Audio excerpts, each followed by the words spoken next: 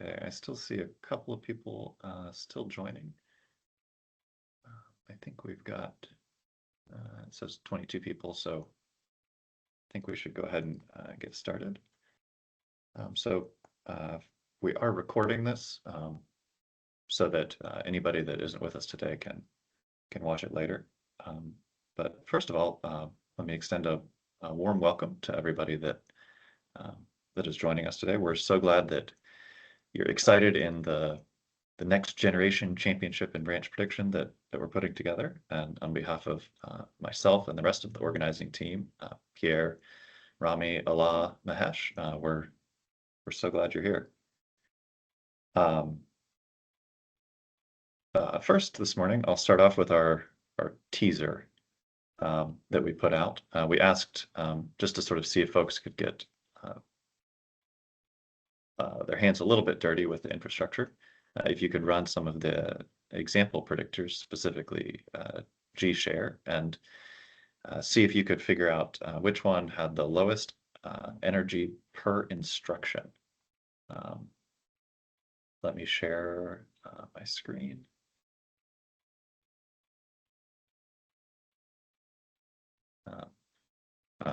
On the left-hand side of my screen, let me know if you can't see this. You'll see sort of the example commands that you would use to do that. First, we can compile the CBP model with the G-share predictor. We can run that on all of the training traces, assuming that you've downloaded those that you can see on from our repository and our website, and put them in that directory. And then finally, because the CSV format has the energy per instruction in the 12th column in the CSV, we can sort of grep through those and figure out which trace has the lowest energy. And then on the right-hand side, you can see it's FP28. So I don't have prizes, but you can give yourself a pat on the back if you went through and ran this already. To sort of back up a little bit to what is new or different about the next generation, as we're calling it, championship and branch prediction. What we're hoping to do with this is to focus on high performance and power efficient branch prediction. And so the way that we see that as being different and new and building upon all of the great branch prediction championships that we've had in the past is that the model will now be taking into account the delay that it takes to produce a prediction, also known as the latency, and the energy used to make it. And those are all sort of rolled into what we're calling the voltage frequency scaled score, which takes those into account in addition to, of course, accuracy and performance. And sort of the mechanism that we're using to do that is a new library that Pierre has put a lot of time and energy into developing, that makes it possible to sort of do calculations and operations on values that are much more similar to how they would be done in a real design than if possible natively in C++ without this library, although it is still a C++ library. But we do, because we recognize that that is so new, we wanted to offer a tutorial to sort of introduce that library, the infrastructure, and make sure that folks had a chance to ask questions and learn how that worked before we went further. So the way that I am planning to sort of go through this tutorial is to offer a series of predictors that start silly and get slightly less silly as we go. But hopefully we'll introduce sort of the basic structure of the predictor interface to the model, and then also the HARCOM, also stands for hardware complexity model basics, so that you can see how to build your own predictors. Of course, we will expect that your predictors may be a little more complex, but we think that as a teaching tool, starting simple and building up is probably the easiest way to do that. Of course, feel free to stop me, ask questions as you have them. So to get started, I am going to switch over to the first predictor. But first, I'm going to send a link in the chat. If you would like to follow along with the predictors, you can find them on GitHub as I'm presenting them here and follow along on your own. With the first predictor, it's really simple and doesn't do much other than show us the basics of the predictor interface and sort of the very, very basics of the hardware complexity model types. First, I'm going to switch to a chart, flowchart here that shows the flow of how these callbacks into predictors that you would make in the model are made from the simulator. This is similar to a chart that I posted on Discord earlier, but it's a little bit updated.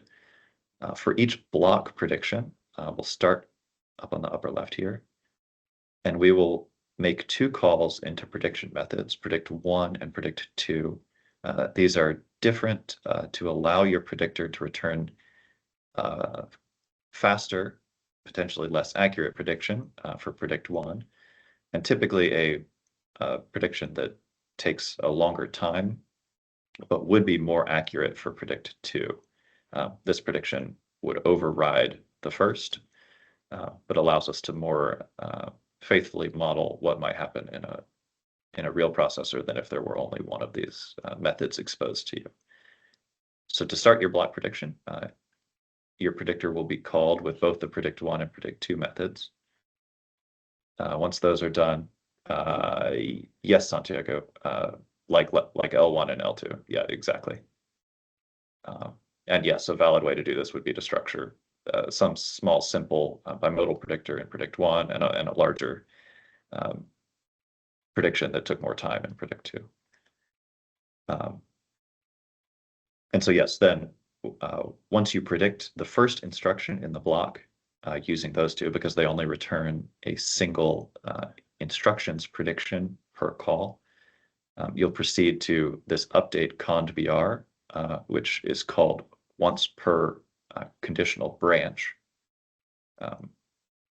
And then it moves on to if this logic, which determines whether the prediction block is ended. So if there's a taken branch, or if a branch is mispredicted, or if your predictor has not indicated that it wants to sort of reuse any previous array lookups, calculations, whatever that you did in these first two, it will end the block. But if you did indicate that you wanted to reuse those and there was not a taken branch or misprediction, it will proceed around, and these reuse predict1 and reuse predict2 calls will be made for all subsequent instructions in the prediction block until eventually the block is ended. This update cycle will get called to allow you to handle any per block update that you'd like to make. And then the execution proceeds to the next block prediction and ends up back on the upper left-hand corner. I'll pause here for just a second. Are there any questions about that overall structure of the predictor interface before we go on?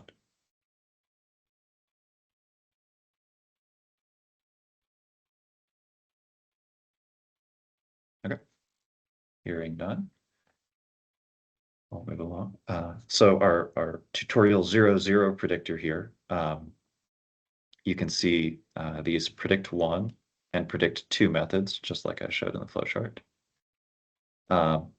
And you can see the information that is provided to the predictor for these predict1 and predict2 methods is only the program counter of the instruction for which you're being asked to provide a conditional prediction. So, and for our rather silly prediction here, we're always returning 0. So this is a predictor that always returns not taken, regardless of anything else that happens.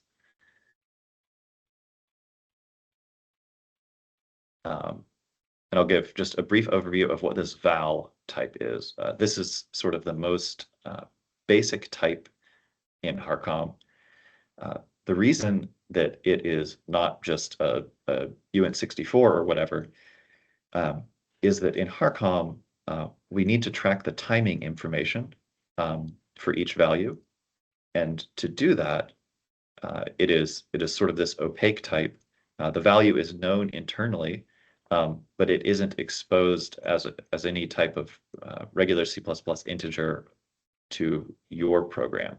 So your program accepts this value, deals almost exclusively, more on some caveats to that later, but deals almost exclusively with HARCOM types.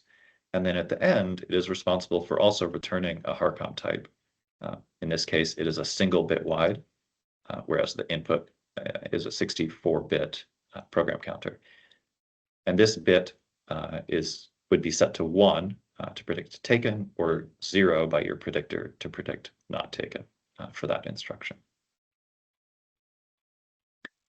And these vals, as you do operations with them, like if you do an addition, add one value to another, the result of that computation will naturally have timing information that is higher than either of the two inputs, and it's higher by the amount of time that it took to perform that calculation.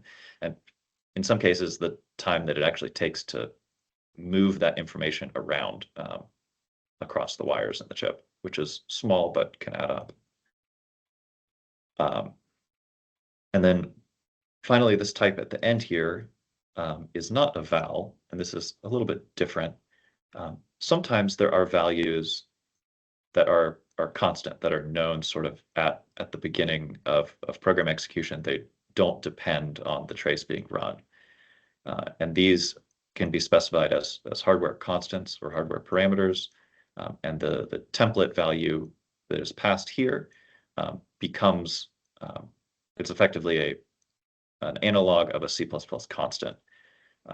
But this can be used with other values, and its timing information is 0, so you don't incur the cost of calculating this because it's just known ahead of time.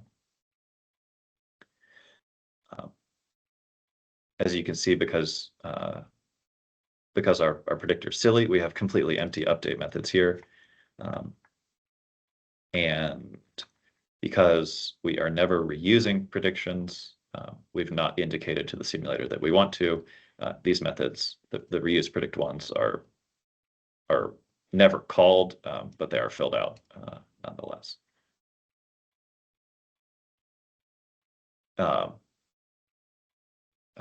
Lucas, your question is, if you forget to use hard with literals and const, get automatically cast to hard. No, I believe they are.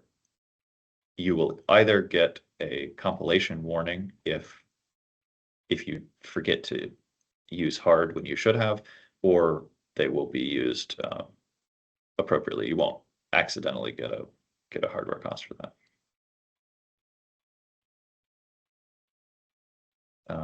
Siddhartha, you asked again about update conbr and update cycle. Yeah, so if we go back to the chart here, we can see that update conbr is called sort of after every instruction prediction. So we'll predict one instruction using one of predict1, using predict1 and predict2. We will, if that first instruction that is predicted is a conditional branch, we will call update conbr for that conditional branch. If not, we'll loop around. We'll call reuse prediction, assuming the predictor told the simulator that it wanted to predict another instruction using those same array accesses. And then again, if that is a conditional branch, update conbr will be called for it. So update conbr is called sort of inside the block. for every instruction that is a conditional branch. Update cycle is called at the end of the block, just once. Does that answer your question?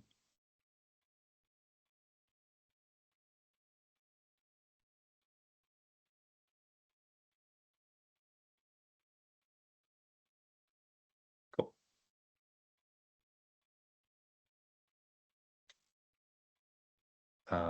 So any other questions about this first predictor before we move on?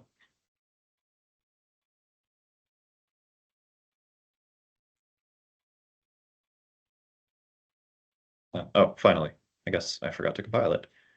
So we'll compile it and show how we run it quick. One thing I've added that isn't upstream yet is this human output. I realized that I knew what all of the columns in the CSV output meant, but that presenting to you guys, that might be harder to read. So this is the same output as is upstream, and we can work on maybe upstreaming a version of this.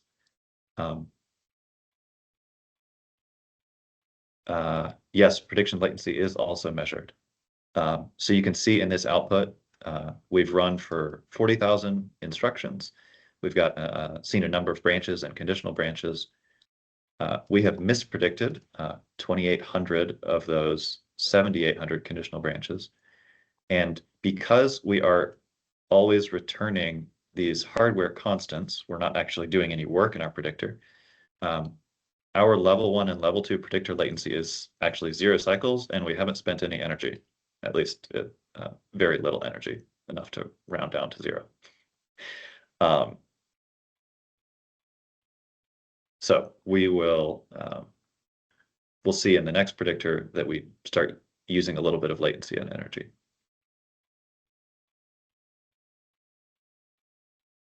Cool. Sure I covered everything. Yes. Okay.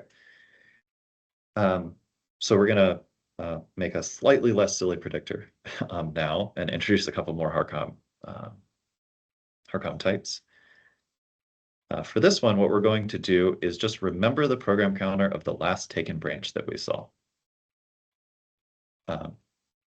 So as you can see in our predict method right here, predict one, we are simply taking the last taken branch that we've saved off, and we are comparing it to the instruction PC that is passed in. This operation naturally returns a val 1, which is exactly what we want in this case, so we don't have to negate it or anything, because if those two match, we're sort of saying, let's predict this taken, because maybe if we saw this branch taken last time, we should take it again. As you can see up here, the last taken is defined as this reg type, which is short for register. And unlike the HARCOM vals that we discussed before, which cannot ever be updated, they can only be constructed. Registers can be written up to once per cycle. So they are used for saving information that you would want to access later. You can, in this case, we have a fairly simple thing here, but you could save a fair amount more information, whatever you want in them, effectively. And again, they're templatized by their bit width. So this is saving 64 bits, the same as we have for the program counter that we're given in our predictor. And again, like before, we are not differentiating on predict 2 or predict 1, just for simplicity. But if you wanted to, you can, of course, have different predictors there. So for our update cond br, that will get called for every conditional branch.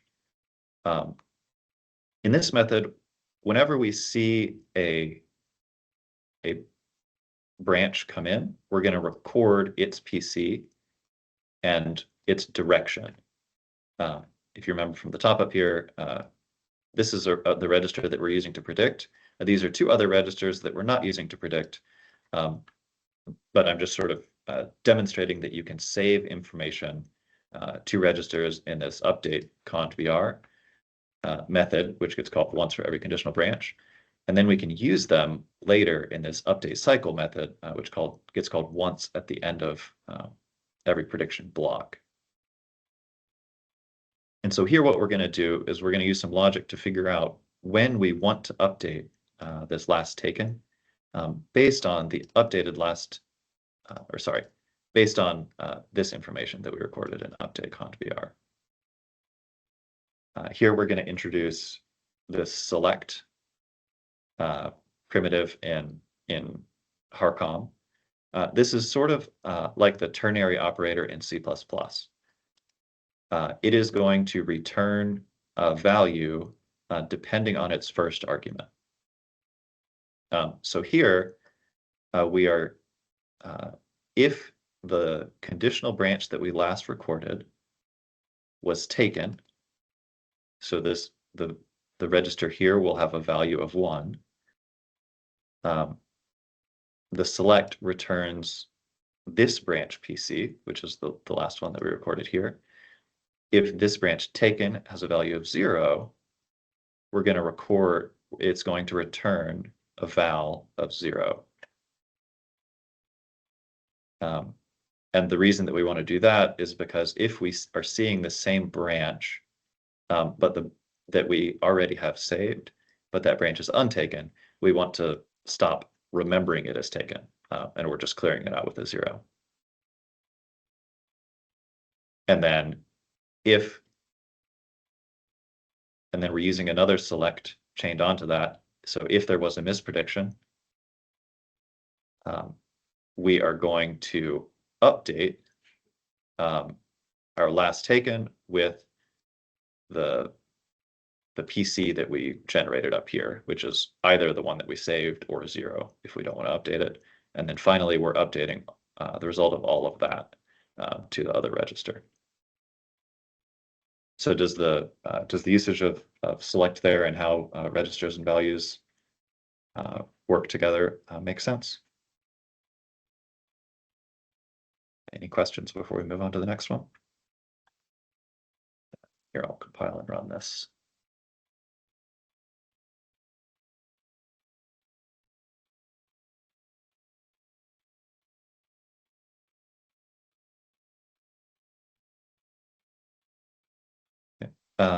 And if we remember from our last one, we had 2871 mispredictions. We've now come down to 2861. So maybe this wasn't a very good predictor. And you can see that we now actually do have a P1 and a P2 latency. They're less than a cycle, but we'll get rounded up to whole cycles by the simulator. And we have now consumed a little bit more energy per instruction since we're doing register reads and writes, and we have our selection logic on update. Cool. Not seeing any questions. I'll move on to our next predictor. For this predictor, we're going to try to make a simple predictor out of saturating counters. And we're going to index it using a hash of the instruction PC. We are still only going to be predicting one instruction per cycle. It's still fairly simple, but we'll introduce a couple more HARCOM topics here. The first one of those is the RAM type. The RAM type is used to save information in like an SRAM array, typically for larger amounts of information that makes sense to store in a register, and can be indexed read and written, although there is a limitation. Currently, RAMs can only be read or written once per cycle. So if you've performed a read, you cannot perform a write in that same cycle. More on that in just a minute. So for our simple hashing strategy here, we're going to take the PC of the instruction we're attempting to generate a conditional prediction for, and we are going to turn that PC into an array of where each value in the array is 6 bits of the instruction PC, starting at the low bits. And then once we have that array, and this is a HARCOM ARR type, we are going to fold the elements in that array into each other using exclusive OR. And the result of all of this falls back to a 6-bit HARCOM val. And we need it to be 6 bits because we want to use it to index into this RAM that has 64 sets in it, effectively. And then once we've generated our index there, we actually perform the array read. We do counters.read with that index. And we're going to save that value off to a counter here, to a register here named counter. Again, this is a 2-bit saturating counter.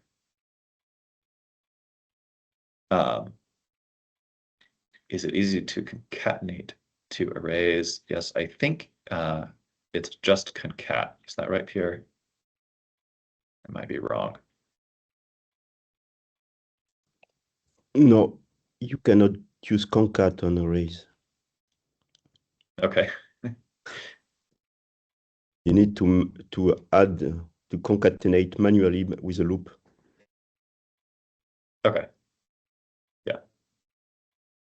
But yeah, that it shouldn't be too hard, but it's maybe not just a single HARCOM operation there.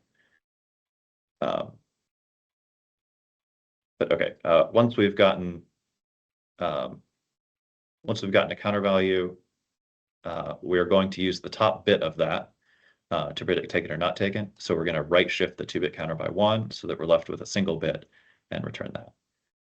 And again, because we've saved counter off as a register, we can do the same thing in predict2, even though it's pretty trivial.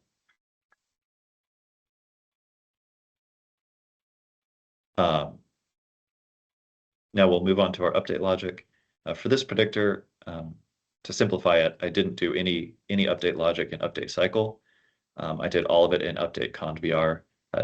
Typically, you may not want to do this, especially with SRAM writes, but because we are only ever predicting one instruction per prediction block, it was easier for this. So in update conv, we receive the PC of the branch, which we already knew because we only predicted a single instruction, but that's okay. We receive 1 bit telling us whether or not it's taken, and also the PC of the following instruction, effectively branch target if the branch is taken. What we're going to do is we're going to call an update counter method here, which will give us the new value of our counter based on whether or not the trace told us that this branch was executed as taken. That update logic uses the same select HARCOM primitive that we looked at before. So if the counter is saturated high, then we just return the counter value. There's no sense in incrementing it and having it wrap around. If the counter is not already saturated, we'll increase it by 1 by adding to it and assign that to the increased. If the counter is saturated low, a decrease should stay at 0. So we'll select it there. And then finally, we select whether we should increase or decrease it based on whether or not this branch was taken. So this is how we're handling a saturating counter here. Once we get that new counter, we are going to decide if we want to perform an SRAM update. the way that we're deciding that here is just by comparing to see if we actually performed an update on the counter. There may be more efficient ways to do this depending on the predictor. And then remember our gotcha before that a RAM cannot be read or written in the same cycle.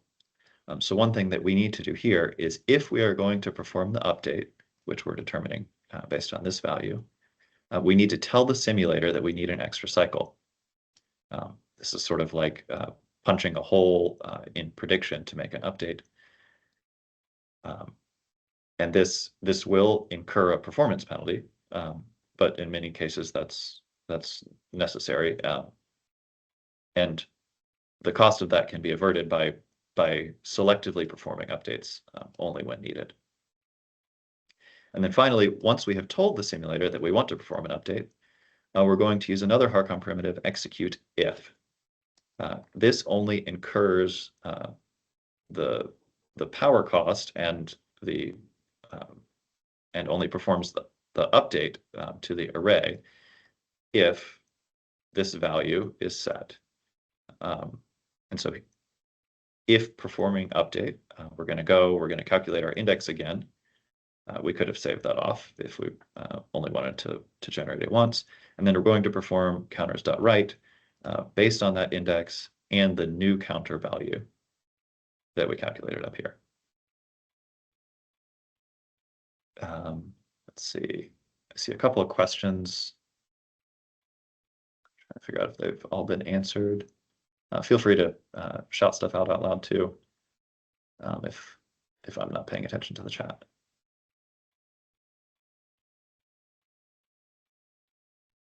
Okay.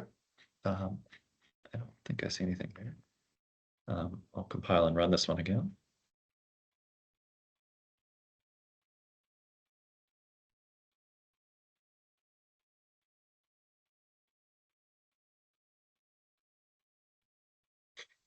And so for our previous predictor, we were down to 2861 mispredictions. And we were about a third of a cycle in latency. We've brought that down a little bit to 2163 using our improved saturating counters, though we have added a little bit of latency. We're actually using less energy here. I think that's probably mostly due to the fact that we're only performing updates that when we need to. Although I confess I haven't fully debugged that. Okay. Anything else before we move on?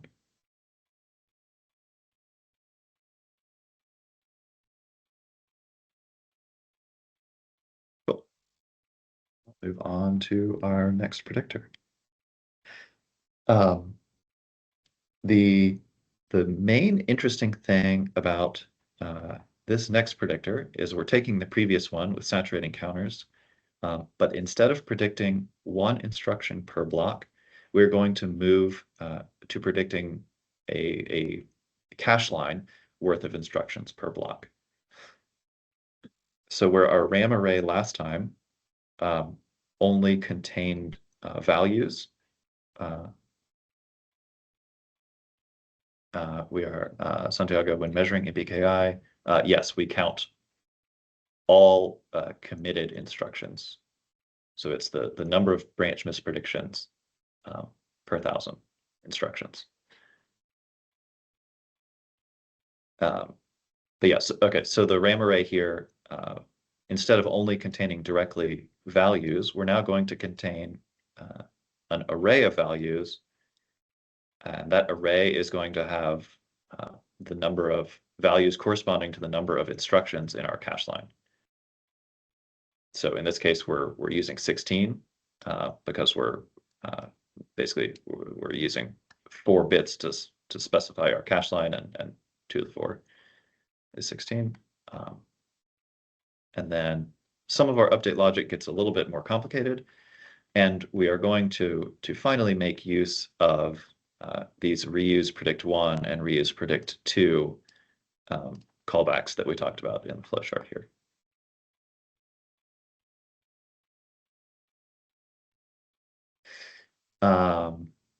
question, is the convr function used to update the BTB? You do not need to update the BTB in general. The BTB in our infrastructure is largely assumed to be external to the conditional branch.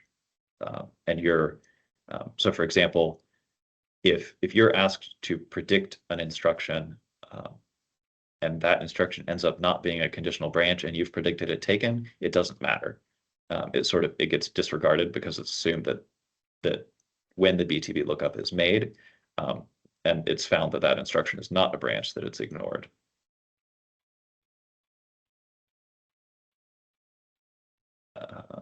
Okay, following on to our example here, to the predict1 method. Similarly to before, we're going to make an array of values out of our instruction PC. We're going to hash them together using exclusive OR. One difference is that we're going to ignore the bits that are lower than the cache line size. So we're going to shift those off before we calculate the index. We're going to read the counter values the same way that we did before. Because those counter values are now an array instead of a single 2-bit value, we're going to save them off for later, so that we can, because we need those values to do update logic. And then finally, we're going to return the value returned by this other method, which I've broken out here just for ease of use, since it can be called from all of our different prediction methods, since it needs to be called from four sites. Let me show those here. So this one predict method we're going to call from predict1, predict2, reuse predict1, and reuse predict2. And all this does is the same thing that we saw before. We right shift the counter, or sorry, we determine the offset of the line, and then we select into this array that we already right shifted the counter here, so that the top bit signifies taken or not. And then the one new thing that we're going to do here is we're going to call reuse prediction. Most of the calls in the prediction interface are calls that the simulator makes into the predictor. But this is one that goes the opposite direction. Your predictor actually gets to call into the simulator and say, hey, I want to reuse the prediction that I've already made, whether that's logic, like operations that you've done, SRAM array lookups that you saved to registers, whatever, for the next instruction that I'm going to predict. And here, what we're saying is, if the offset that we are currently predicting is not the last one in the cache line, we want to reuse it. Yeah, I think that's all I have to say about that. Let me check for questions here. Yes, all instructions, your predictor will be called for all instructions, because in like a real design, the BTB it takes time to look up, and so the design just doesn't know where the branches are until the branch predictor tells it. So the conditional prediction is made in parallel to that lookup and doesn't have that information available, at least in our model. And Vignesh, the code.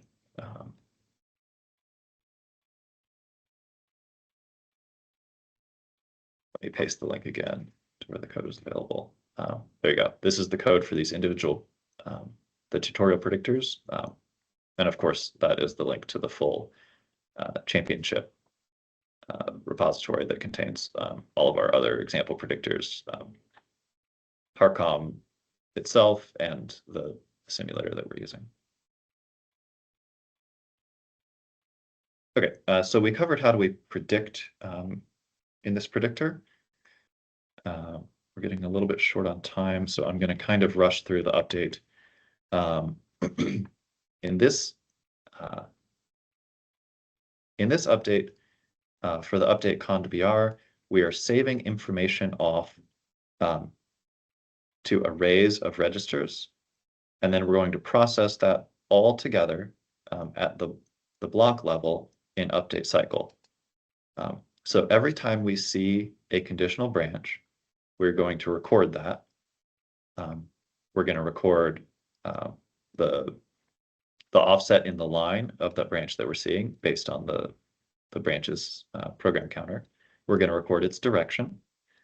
And one thing that I want to mention here is that, unlike what I told you earlier, although it is true that most of the values in HARCOM that you'll use are these HARCOM types like val, reg, ram, it isn't necessarily true that they always are. This num branches is just a standard C++ integer. And this is sort of a result of the interface between the model code and the branch predictor. It's sort of necessary sometimes in that gray area to use these C++ types, and it is allowed as indices here into these arrays. Now, it's not allowed, like, you'll never be able to get like the program counter that's being predicted as a C++ integer or the result of a RAM lookup. But this is okay and encouraged in cases like this where you, like, for example, you just need to record the branches somehow. You need an index to do it, and then update from there. So I'm going to skim through this in the interest of time. Here, we're recording all of those branches that we have seen, and then in update cycle, we're going to use some another feature of HARCOM, in that here we have a lambda that is being used to construct an array. So this array has a given size. In this case, it contains line instructions, number of values. And this integer, I'll make this a little bit bigger so it's not wrapped. This integer that's passed into the lambda is 1 for each index in this array. And then the value that you return gets instantiated to that particular value. So here we're creating masks of where the branches were in the line based on where we have observed them.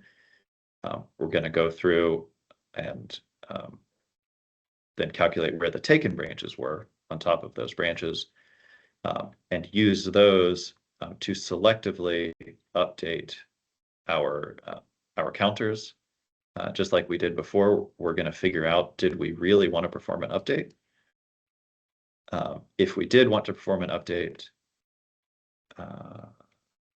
we're going to tell the simulator we do need an extra cycle, and we're going to update the RAM with that array of counters, which again is going to be the cache line width now instead of per just one counter per prediction. The C++ variables will not be considered. They are sort of external to the cost of your predictor as considered by HARCOM. We don't expect that to be an issue because they're sort of limited to the interface between the predictor and the simulator. So we don't expect them to be sort of used to cheat.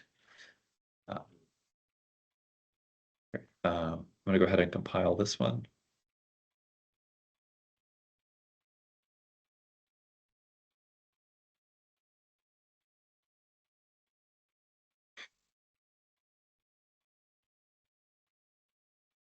And run it. And as before, see, we've now taken our mispredictions from 2163 down to 1372. Let's see what other differences we have here.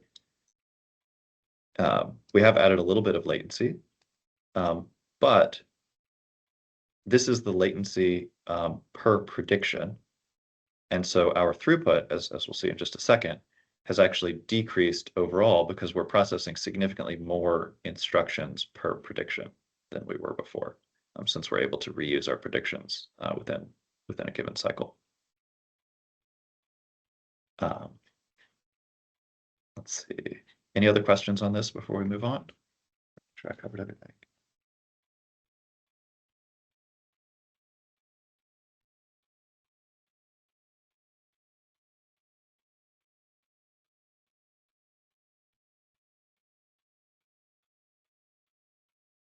Okay. Let me go quickly. Aaron, I think there wasn't, at least I didn't hear the answer for, are there like context changes that need to be like syscalls or things like that? Or is that outside the scope? Oh, I see. The traces themselves may contain kernel code or user space code, but no, your predictor doesn't really, that isn't exposed to the predictor other than, I mean, you could guess based on the program counter.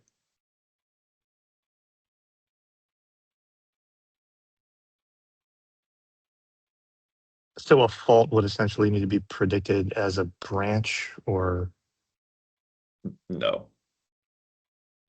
I mean, it may be reflected due to how we've structured the traces as a branch, but we don't expect that to be significant.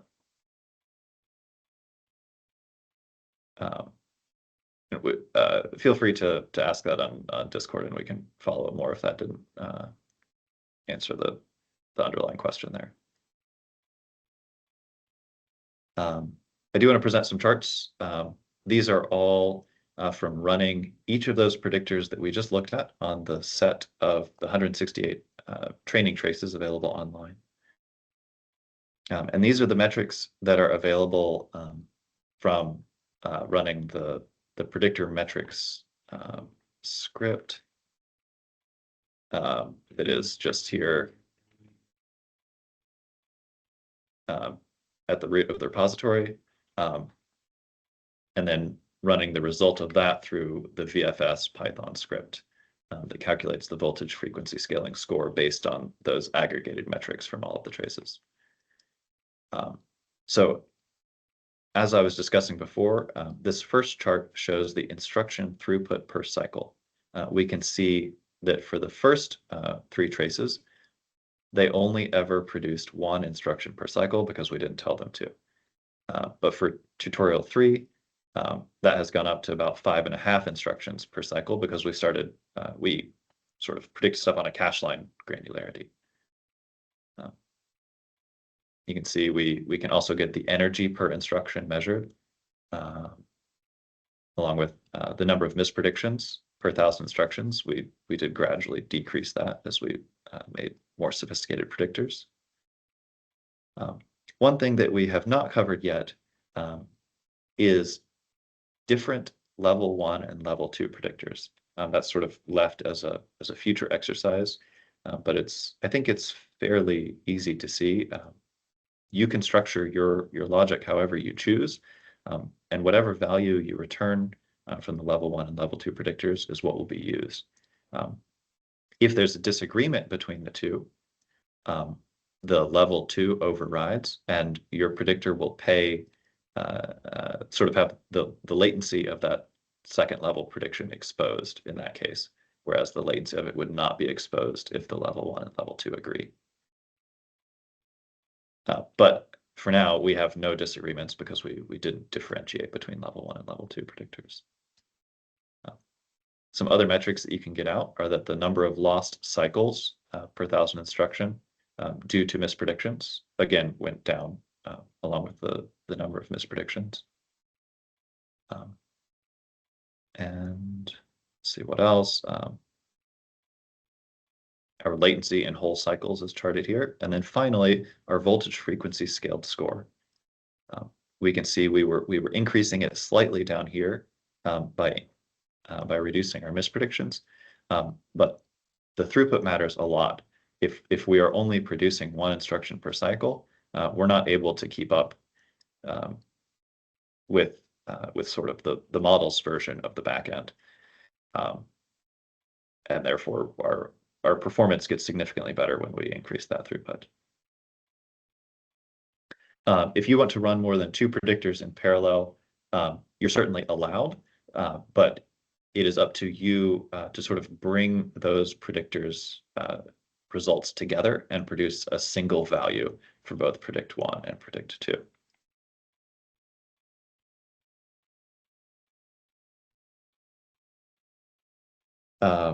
We only have a few minutes left, so I'm going to kind of rush through the last debugging topics. But as I think Mahesh posted, perhaps on the mailing list, and I'll say again, we are planning to hold at least more office hours and maybe more tutorials. Please let us know in Discord what you found helpful about this one, or what things you're looking for, or that you still have unanswered questions about that we can cover next time. For now, I'm going to go through, assuming I don't see any more questions, I'm going to go through a couple of debugging topics. There are a certain number of things that you can have to debug that are just hard and are hard regardless of whether you're doing them at HARCOM or in some other microarchitectural model. We're not necessarily going to cover those today. We understand that that can be sometimes more art than science. But what I am going to try to cover are some of the ways that debugging in HARCOM can be different. And there are sort of 3, maybe 4 main ways that we've come up with. One of them is that the values in HARCOM are opaque. You can't sort of call a regular if statement on them normally. You can't just naturally print them out. So there are a couple of ways to work through that. And the other 2 are that you are debugging, you may need to debug things related to the energy and the delay in HARCOM that you aren't used to debugging, at least not in this way with other simulators. So first, let me cover the opaque values. I'm going to compile this predictor. One way to deal with that is simply use GDB. If I get this to compile. So I'm going to open this predictor up in GDB. And on the right, I have a variant of this tutorial 2 predictor. In this case, I have added a fancy new index that doesn't really make any sense, but it's there and uses a ton of energy for us to debug. In my predict 1 method, I am going to call this fancy index. So I'm going to break on predict 1, and I'm going to run. Let me open this up and source view in GDB. So you can see we're debugging our predict 1 method here. In GDB, we don't necessarily have the same limitations that we would in source. So I can actually print inst PC. What I can see here is I have data value, timing, and some other information. I can print the PC. This is, maybe I'm at the beginning of time. Let me go to the next one. There we go. Okay, there we have a realistic PC because we're not on the very first one. And if you noticed, we have instaPC.timing. This is the current timing of that value in picoseconds that we'll use later to poke at the timing. But this is one way to look at the data values, is just printing them in GDB. Another way that we can use is the HARCOM types have a print method. So we can do, if we want to print this out, we can just do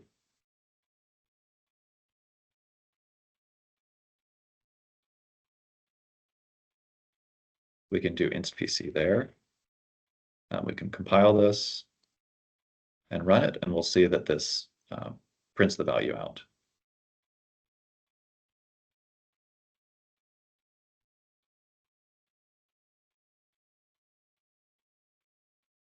And there we get a whole bunch of instaPC prints. And this also tells us the timing information associated with that. So we can use this, like if we have detected that our predictor is taking too much latency, we can go through, print out the values as we see them. And maybe if I wanted to come down here, I could print out the value of counter, and I could sort of see as the logic flows through my predictor where the timing is being added, and where the bulk of my latency is coming from. There's also a cheating mode. It's a preprocessor defined, so you can just do -d cheating mode that allows you to natively convert these HARCOM types value into C++ types like integers. You can do this if you want to do something more advanced, like if you wanted to say if instaPC equals and then some certain PC that you're watching for to hang some more debugging information off of that if statement. You can do that way. Let's see what else I wanted to cover. There are two things that might be helpful to rule out when you're looking at debugging timing or energy information in HARCOM. And those two are fan-out and wiring. Fan-out is the HARCOM term for considering that reading a value more than one places is more expensive and incurs both a delay and an energy cost. And wiring is just the cost of getting bits from here to there. If you want to consider what your predictor design would look like without either of those costs. So this would be to say, oh, do I need to worry about optimizing fan-out or wiring, or is that not significantly contributing to my design? You can do -d free fan-out and -d free wiring. Just compile it with those, run it again, and if your energy and timing don't improve, you don't have to worry about those. If it does improve significantly, that's probably a good time. We're not going to cover it in depth today, but it's a good time to take a look at the manual. And there are helpful sections in the HARCOM manual, and this is all linked in the repository, about the cost of reading values, wiring cost, and how you can evaluate and optimize those. Let's see. Oh, one other thing I wanted to show is that in order to measure the energy cost as it flows sort of through your design, sort of like we just talked about measuring the timing cost, you can call panel.energy.fj, and this returns the total amount of energy that has been consumed by your predictor up until this point in time. So one thing that you can do is to put this at different points through your code, save off the value. Like I could save first energy off here, and then later down here, I could measure it. I hacked together a simple thing here that think I have it open, that will sort of do that and record the file and the line number for the energy. And I just have it protected here by debug energy.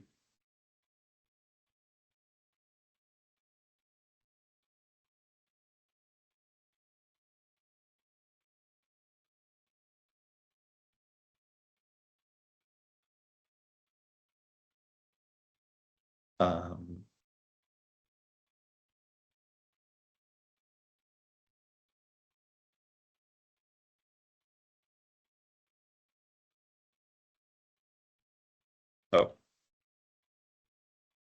one too few D's on there.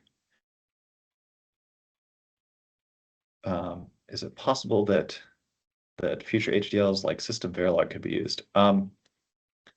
It is possible. I think that would increase the cost of developing them a lot more, and it would make it. I think it would be a lot more challenging.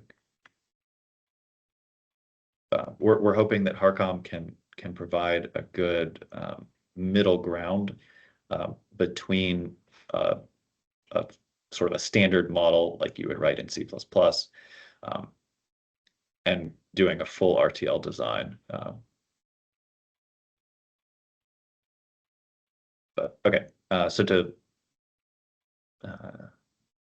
show what that energy measurement thing that I just that I put in does, it sort of measures the energy between 2 points. So between lines 37 and 45, which are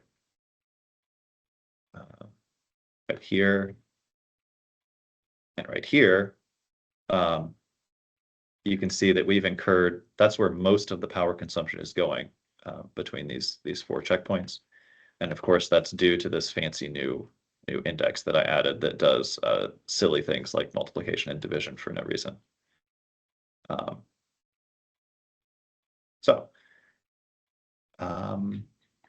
This is all available. If I have it, I have a write-up of this tutorial that is right here. It is on a tutorial branch on the main championship repository, and I'll be posting the written version of the tutorial along with all of the example code we looked at, and a recording online, hopefully later today, if we can get that ready. Let's see, are there any more questions before we go?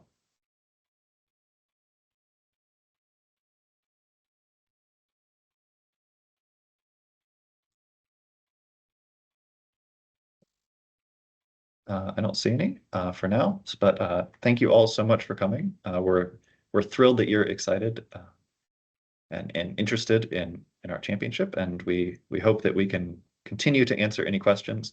We'll follow up with when we'll hold new office hours or tutorials, and look forward to seeing what you can build with the infrastructure. Thank you, Thank you all so much for coming. Of course. Take care, everyone.